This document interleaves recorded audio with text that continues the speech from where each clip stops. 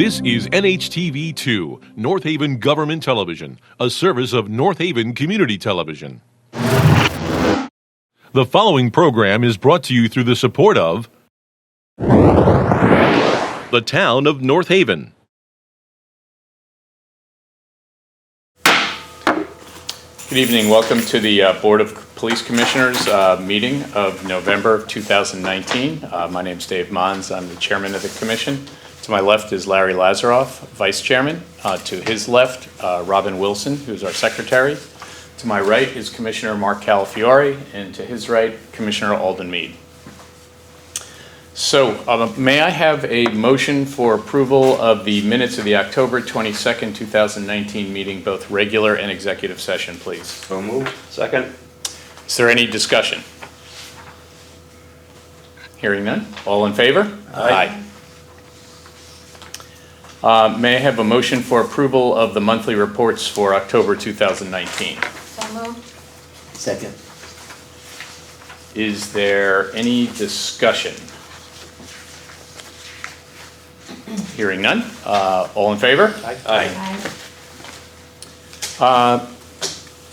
Madam Secretary, any correspondence?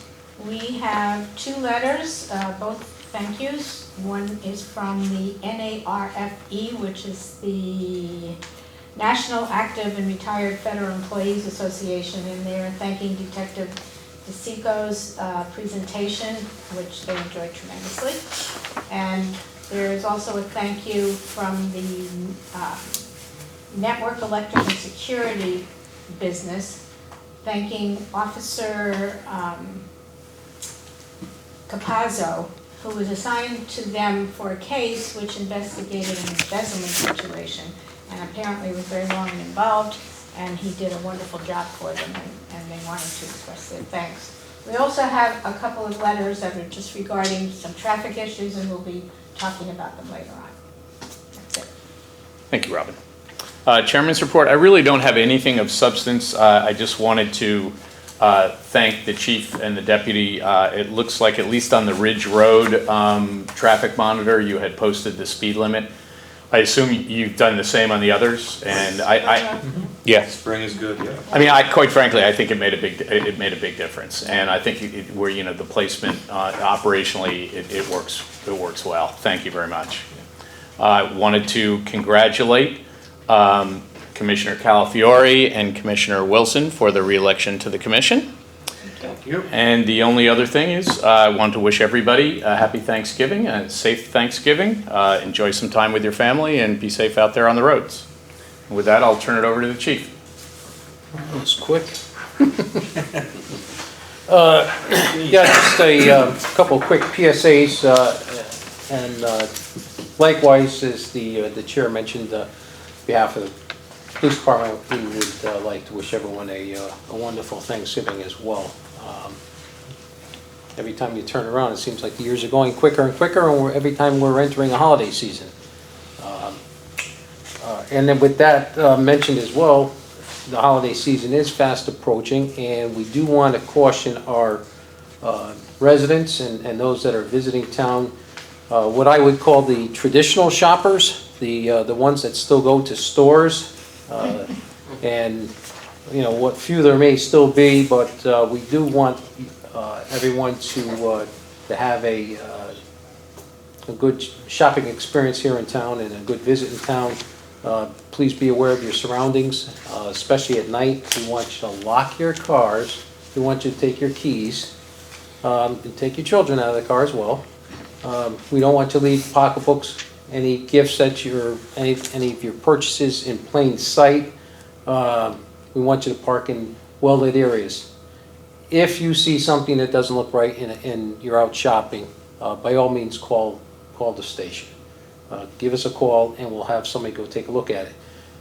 For the folks that prefer to do their internet shopping, would like to just remind everyone, because this will be our last, well, almost our last meeting before Christmas.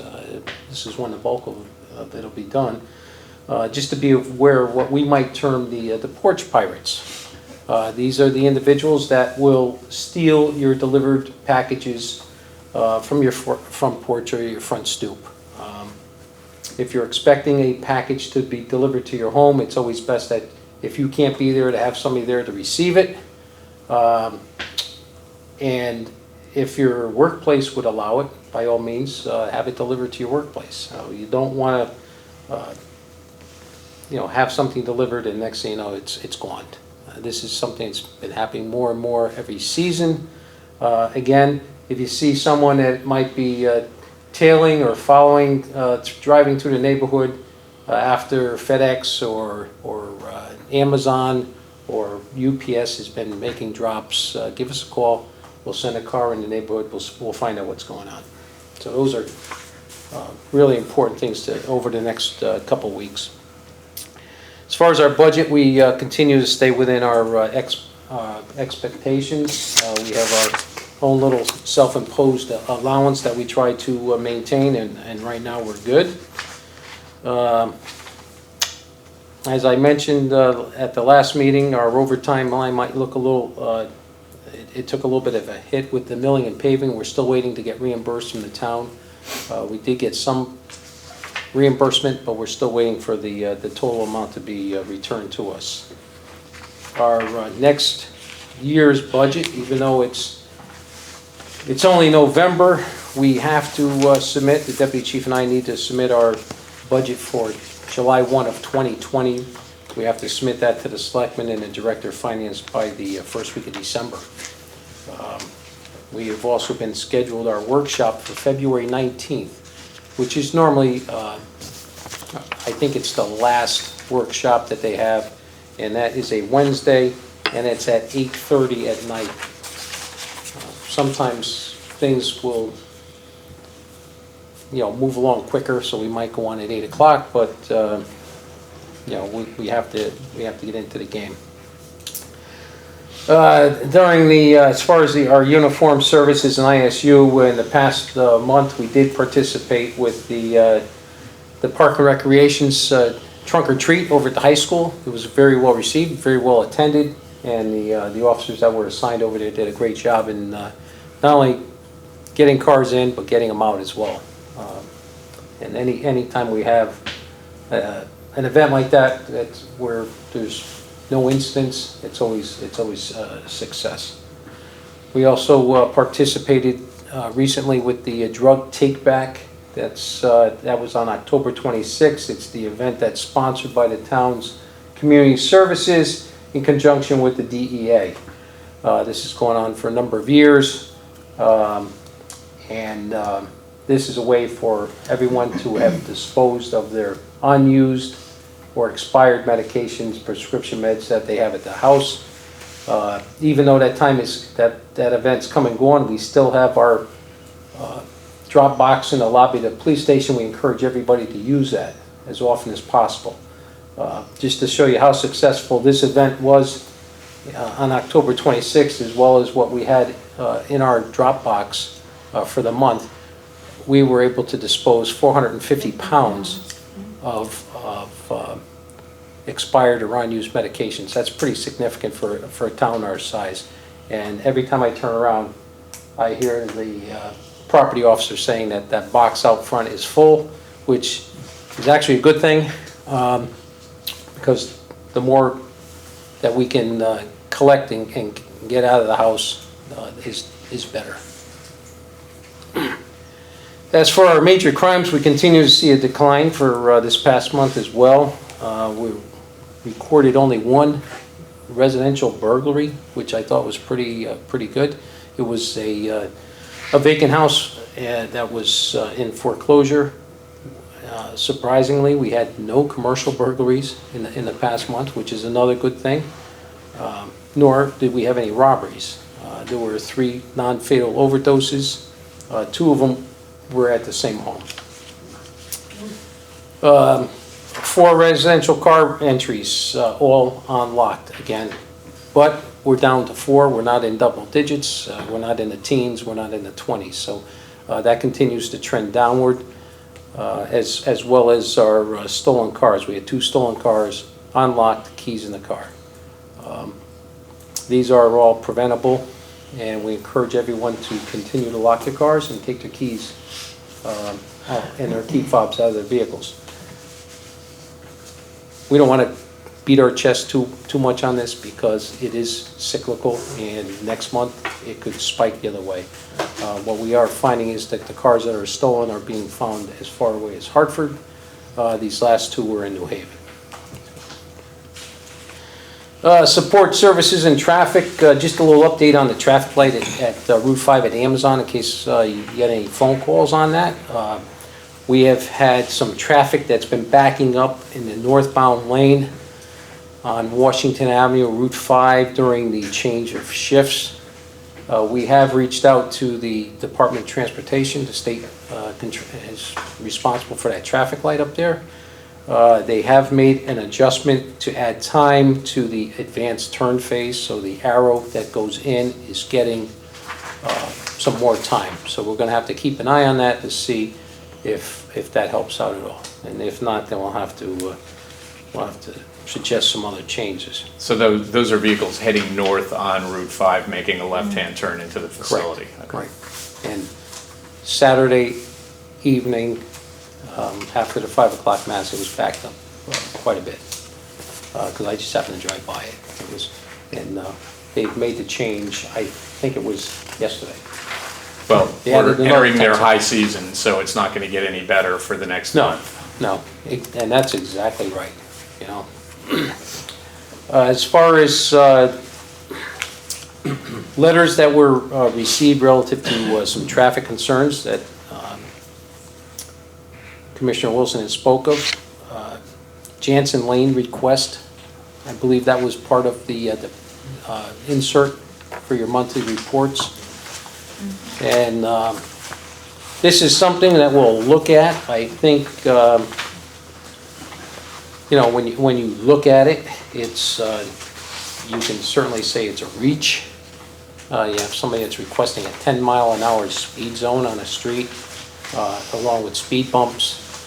This is somebody that apparently has just moved into town 5-6 months ago, and, you know, there's no traffic history over there whatsoever. 20 years, we have 2 accidents at Jansen and Dixwell Avenue. There's no accident history at all, 0 in 20 years on that street. So we'll take a peek at it, but I don't think that we're going to see any changes there. Yeah, I think the writer is concerned with, it sounds like, children and people, you know, walking in the streets. So, And there's one very small area there where it really curves around, you can't see it. Right. But it's only about 4 or 5 houses. Yeah. so- so it's, and you, what you'll find is if there are any violations there at all, they're going to be the people who live next door, 2 houses away, 3 houses away. You know, it's, you know, these aren't people using it as a cut through for any reason. So we'll address this at the next meeting. I think after what you've had the we'll do is opportunity to look at it. we'll come up with something more finite for you, and a recommendation what to or not to do. Old Farms Road, as we mentioned last month, we were going to bring this forward. There was no established speed limit for that street. One of the residents had come forward and asked us to consider one, so after we did do a little bit of a traffic survey and study over there, we have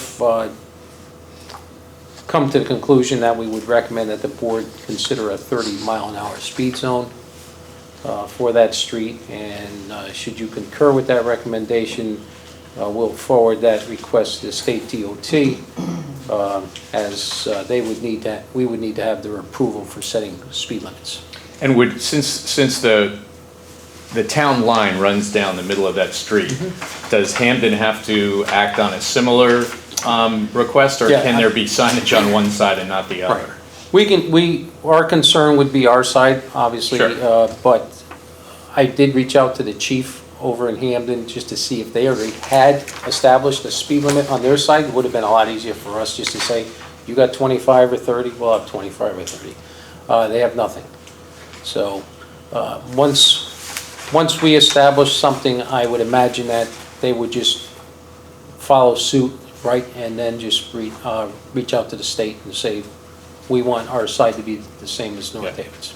So the only question I have is, the data that you collected all shows speeds within the low to moderate 20s. But the officer is suggesting a 30-mile speed limit, which is what the speed limit is on Ridge. Right. Does it make sense for that to be a 25-mile zone, or is 30 sort of more the I think norm? we've kind of been leaning towards the 30 mark, only because most of the cars now are governed at basically 30 miles an hour. I mean, if you were to all leave here right now and drive home and try to go 25 miles an hour, you probably would be covering your brake at some point. Your car is just going to go 30 miles an hour. So if that's a reasonable speed for the street, and when you look at the road width, it can carry that. I think it's. No, that sounds reasonable. Do you want us to vote on this tonight? Yeah, I would. I'll make that. Any other comments? I agree with him, yeah. What, may I have a motion to approve the Officer DePascal's recommendation to post a 30-mile-an-hour speed limit sign, subject to approval by DOT, I guess? Yes. So Yeah. moved. Second. Any discussion? All in favor? Aye. Okay, and then the second issue was one that it was a last-minute drop, but this is something we had talked about briefly last month. Sergeant DePascal was a little tied up with some other traffic studies that kind of took precedence, but he was able to get this done for you tonight. And this is where someone had recently purchased a home on Upper State Street, and in the S-turn there before you approach the elementary school. And initially, the homeowner was looking to have the town okay a mirror opposite her driveway, so when she came out of the driveway, she would be able to see traffic north and south and go out into the road. After some brief discussion with the town attorney, we came to the conclusion that it would be far better and there would be less liability on the town's part if we were to just put up a blind driveway sign as you approach the person's home on Upper State Street. And this way, if there's a mirror and the mirror moves, we don't have people having high beams or headlights going into a mirror. We don't have accidents occurring because of something we agreed to. So it's pretty much out of our purview as far as mirrors. It's not really a sign.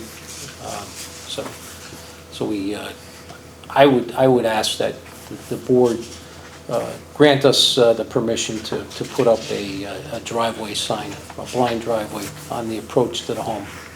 Did you discuss that fix with the resident? Is he or she okay with that? The Sergeant DePascal was in conversation with the person and basically said we were going to pursue a sign. Whether or Okay. not they're in favor of it, we basically told them we're not going to give them our blessing for a mirror. So they know that was the direction we were going in. Okay. Yeah. Any comments from the commission? I'm fine with the sign. Hey, Bob. I do. It makes sense to me. May I have a motion to approve Sergeant DePascal's recommendation to post a sign near the complainant's driveway? I'll make that motion. I'll second that. Any discussion? All in favor? Aye. Okay, the other one that may require a little bit more discussion is Blue Hills Road. And the request that was received last month by a few of the residents up there to install a four-way stop sign at Blue Hills and Canterbury Way. I think at first blush last month, a couple of the board members may have been in support of that, but my suggestion after talking or looking at the traffic study and some of the comments that were made by residents that were in opposition to it, I think it probably should be reconsidered. But we did conduct a traffic survey. We shared with the board members the results. The findings of this more recent traffic study is consistent with the traffic study that we did in 2016. Actually, the numbers on this more recent one are a little bit better. The numbers are a little bit lower. But when you look at these numbers, speed doesn't jump out at you as far as being a factor up there. They certainly don't jump out to me as a factor. Since that initial request for these stop signs, we've received 2 letters from residents that live at the intersection that are opposed to the stop signs. Even if speed was in fact an issue up there, as one of the residents in opposition had stated, that stop signs are not designed for controlling speed. Stop signs are for regulating traffic flow. And as for the second resident that was in opposition, he correctly states that if you create a 4-way stop there, what doors are we opening for down the road for other residents and neighborhoods where people want similar action? I think if we review our accident history for the street over 20 years, we're not going back for just a 3-year or 5-year study, we're looking at 20 years. We have basically 14 documented auto accidents up there in 20 years. 6 of them involve somebody hitting an animal. One of them was a town highway truck that was sideswiped a parked landscaping trailer. There was someone else, I think, that hit an object that was in a road. So if you eliminate those accidents, you're down to 6. I believe you're 6. 6 accidents in 20 years is not a lot. We've always considered the manual on uniform traffic control devices when deciding similar requests in the past. Based on the traffic study, the accident history that's there, I believe it would be in the best interest of the town to reject a 4-way stop sign at that intersection. Now, that's just my say. You obviously are the traffic authority. So I've been up there a couple of times since the last meeting, and I'm generally open to stop signs. But yeah, I don't think it warrants a stop sign there. Just going back to that letter from that resident. However, having said that, just because we put one stop sign in one neighborhood doesn't mean we're going to do it to the next. It's going to be on a case-by-case basis, so I reject that part of the argument. But having been up there a couple of times, yeah, I oppose the stop sign as well. Although we could do something like some kind of, I think I was talking to Dave or exchanging emails about how we could possibly put some, driveway head or Yeah. hidden driveway, something like that. But yeah, I think that road was a Canterbury, and I mean, if the board so chooses, blind driveway signs could be placed there in the approach to those hills or humps in the road. right. Yeah. There are some blind driveways, so I don't know if a stop sign would be the remedy, but yeah, I oppose it, so. Yeah, I thought it's kind of a challenging stretch with that Right. crest right there. And I went out thinking, I was sort of predisposed to accommodating the request. But when I got out there, and I spent a fair amount of time out there on 2 days, it didn't strike me as the appropriate place for stop signs on Blue Hills. I was concerned, though, particularly, and I may have the house numbers wrong, but 144 on the northern side is just on the west side of the crest. And if I was coming out of that driveway, looking to my left, I wouldn't be able to see if somebody's coming up that hill, coming over that hill. So I think, and the same thing for the southern side, but looking the other way, looking west. And it's just a matter, I would support blind driveway signs at an appropriate spot, both on the northern side and the southern side of that road. And I would leave it up to DePascal or, the department to figure out the best location for those signs. But that would be my preference Yep. after being up there. I'm going to say that I initially supported the stop signs, but I'm going to say that I'm going to retract that as well. And having read both those letters from the other residents, I am in agreement with, I think, first of all, Sergeant DePasquale did a phenomenal I was gonna say the evaluation same on thing. all three Yeah, of these he cases did a here. really nice job. And I agree on all three of his recommendations. And we're talking about Blue Hills now, so I'm saying that I would agree with his recommendations on Blue Hills now as well, and support him entirely on this project. So hopefully that will resolve some of the issues we have up there. So, I was up there as well 3 times. I have to say, the 3 times I was up there, I never saw one car.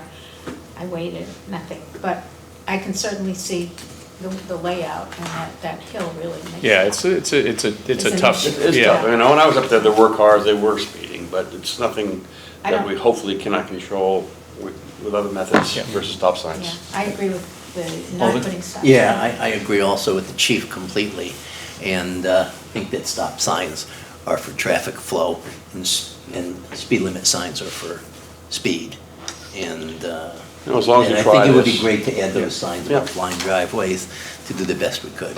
Yeah, and I think Sergeant DePascal also indicated that there was another sign, a slow children sign, that was supposed to be posted that wasn't. Yeah, we're gonna fix that. So he's suggesting to post 3 signs. And I would ask for a motion to approve Sergeant DePascal's recommendations for Blue Hills. I'll make that motion. I'll second that. Any discussion? I have one question. Sure. Is there a sign similar, where there's an S-curve, you say slow S-curve, or is there a sign that would talk about that you don't have that you have low visibility with that hill, or some warning that would pertain to that hill? Yeah, up there wouldn't necessarily be the S-curve, but there are other signs that probably the driveway sign is probably the best one, because people know that there's a hill. It's, I think his report mentioned that there was like 500 cars a day just going in that one direction. That's up 100 cars since 2016. So, but I think in 2016, he did it during the summer months, so it could have been people on vacation as well. So the people that are traveling that already know that there's a hill. It's not like on a main road where you're gonna get people from out of town traveling it. That would be my take, so I would just be leaning towards the driveway sign. After looking at some of the accident history, I mean, where they got 6 deer that were hit, I mean, probably wouldn't even hurt to put a deer sign up there, or some type of a sign of that nature. And half of the accidents up there are people hitting, deer. So do we add that, addendum to that? Could that be a 4th sign? Does that become too much Yeah, signage that for would one? be- Well, so right that's now? the other thing too, it's a very, it's almost like a country road. And I really don't think that folks up there want us to No. put signs all over the place. I mean, you can have sign pollution, the Right. way I look at it. I mean, if somebody went down my street, which isn't very large, and had signs all over the place, I'd be annoyed. And those folks up there would probably be the same, but it's just, it's food for Pass on thought. that until somebody Right. requests Yeah. it possibly. Sounds good. So we have a motion and a second, I believe. Yes. Any further discussion? All in favor? Aye. Okay, moving to our records, professional standards and training. Officer Carter she continues to do well at the police academy. And again, we're looking at a January graduation date for her. Our building project, we have made some headway with some our punch list that we have, our outstanding punch list. Some of it had to do with masonry issues outside, as well as some HVAC issues here. We know that our fire suppression in our detention center works. One of our female arrestees last week was able to manipulate the sprinkler head in a cell area, and she discharged a significant amount of water. I would say probably several hundred gallons would probably be fair. She took a bath, but Was the system damaged? other than the sprinkler head that had to be replaced, there wasn't much damage there. We had a little bit added damage when we had to take her out and put her in a temporary holding cell, and when she was handcuffed to the what we call the handcuff hitch in the bench there, she tried to saw off her handcuffs by grinding them against the hitch itself. So she grinded it right down to the metal. So she charged with additional charges Yep. for damaging, Yeah. Unfortunately, she doesn't have the means Right. to make restitution. Last I knew, she was at Niantic that's where they put the women. So she's down there. She'll be there, I hope, for a little bit of time, but she's, every time we deal with her, she's a constant source of aggravation, to be nice about it. How did she start that? She had a lighter or? No, it's slightly recessed into the ceiling, but Yeah. her fingers were small enough apparently to get in there. Oh, I see. And she broke the head on this so one. you're aware of her, and you've seen her before, obviously. Yeah, she's one of my fan favorites. There you go. Yep. The removal of the traffic island and that little snow shelf that was put in the back corner of our lot going over to the town hall, that was removed this past week. The town hall had asked that be removed so they can have a couple more parking spaces. So the asphalt's down, and we just need to get the bollards here next to our fence on the east side of the building, so we don't have anybody damage that during the snow season. As far as the W.T. Benary Scholarship, I do have one request for scholarship consideration, and that would be from Sergeant Wozniak, and that would be for a graduate course. So I would hope that you would consider that, and if so, we would need a motion, I'd make the How much? motion. How much was that? $250. I'll make the motion. Yeah, I'll second. I'll second that. Any discussion? All in favor? Aye. You know where I'm gonna go with that. Yes, do. Don't ask me how much I want. And then I have a few things for the executive session relative to some personal matters and things that'll be coming up in the next couple months. Anything additional from the commission? If not, may I have a motion to move from regular session to executive session for purposes of discussing personnel matters? I'll make that motion to adjourn. Second. Any discussion? All in favor? Aye. We've returned to regular session. May I have a motion to adjourn? So move. Second? Any discussion? Hearing none. All in favor? Aye. We're adjourned. The preceding program is brought to you in part through a grant from the town of North Haven.